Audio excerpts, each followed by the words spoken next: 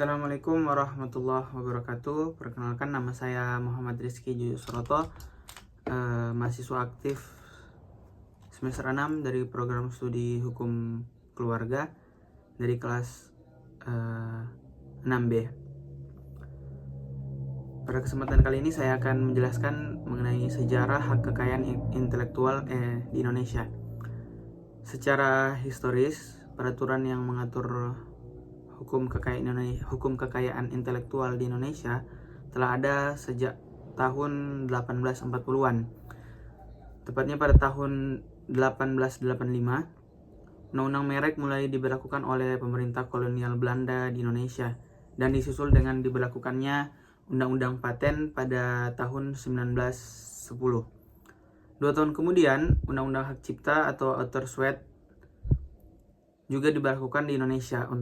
Untuk melengkapi peraturan perundang-undangan tersebut, pemerintah kolonial Belanda di Indonesia memutuskan untuk menjadi anggota Konvensi Paris pada tahun 1888 dan disusul dengan menjadi anggota Konvensi Berne pada tahun 1914. Pada zaman kependudukan Jepang, peraturan di bidang HKI tetap diberlakukan.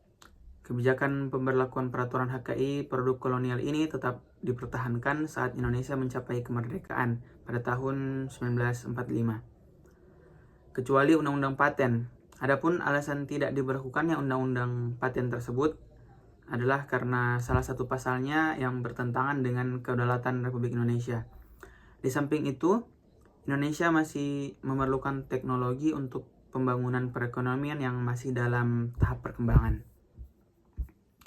Setelah Indonesia merdeka, pemerintah Indonesia mengundangkan beberapa undang-undang, diantaranya Undang-Undang Nomor 21 Tahun 1969 tentang merek, yang disusul dengan Undang-Undang Nomor 6 Tahun 1982 tentang Hak Cipta Nasional.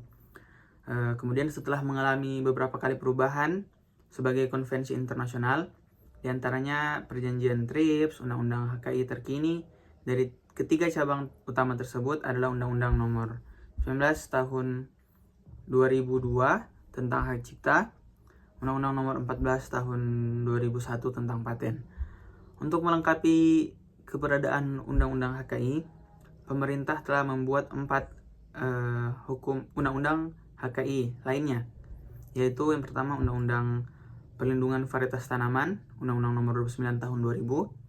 Kemudian yang kedua Undang-Undang Rahasia Dagang, Undang-Undang Nomor 30 Tahun 2000, Undang-Undang Desain Industri, Undang-Undang Nomor 31 Tahun 2000, dan yang terakhir Undang-Undang Desain Tata Letak Terpadu, Undang-Undang Nomor 32 Tahun 2000. Dan sekarang UU-HC telah mengalami perubahan kembali, yaitu Undang-Undang Hak Cipta Nomor 28 Tahun 2014.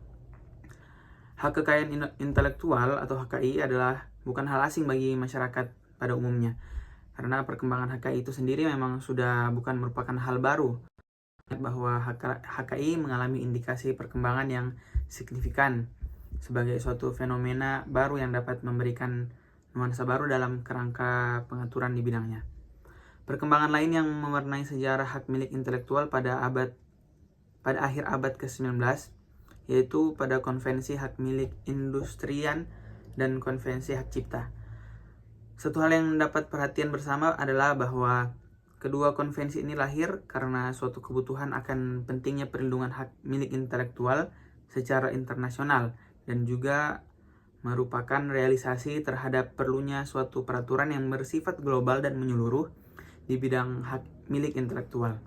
Namun demikian, perlindungan hukum hak cipta pertama kali dalam sejarah sebenarnya telah dimulai pada tahun 1709 oleh Kerajaan Inggris. Di Inggris, perlindungan hukum terhadap hak cipta menjadi isu menarik sejak tahun 1476, karena ketika usaha-usaha di bidang penulisan dan seni tidak berkembang, dan karenanya memerlukan perlindungan hak cipta. Sementara itu, perlindungan terhadap kekayaan intelektual di bidang industri malah dimulai sejak abad ke-16, yaitu dengan adanya pemberian paten atau disebut oktroi. Saat itu, Paten diberikan sebagai perlindungan oleh raja kepada orang asing yang membawa pengetahuan dan kecakapan pembuatan barang dengan cara yang baru, bukan pengakuan atas hak intelektual yang terjadi saat ini. Demikian sejarah mengenai hukum kekayaan Indonesia. Terima kasih.